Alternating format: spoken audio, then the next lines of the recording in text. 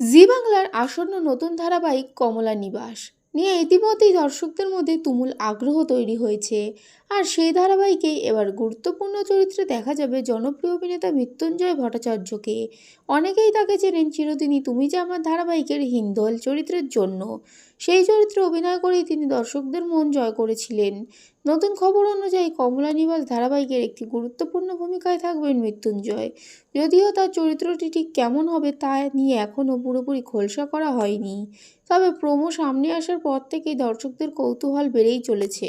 এর আগে অভিনেতাকে একাধিক জনপ্রিয় ধারাবাহিকে দেখা গেছে, যেমন খনার কাহিনী, নিমফুলের মধু এবং তুমি আশেপাশে থাকলে। প্রতিটি ধারাবাহিকে নিজের অভিনয়ের মাধ্যমে দর্শকদের নজর কেড়েছেন তিনি। এবার কমলা নিবাসে তার নতুন চরিত্র কেমন হবে আর গল্পের কি নতুন মোড় আনবে তিনি, সেটাই এখন দেখার অপেক্ষা। আপনাদের কি মনে হয় নতুন এই ধারাবাহিকে মৃত্যুঞ্জয় ভট্টাচার্যকে কোন চরিত্রে দেখতে চান?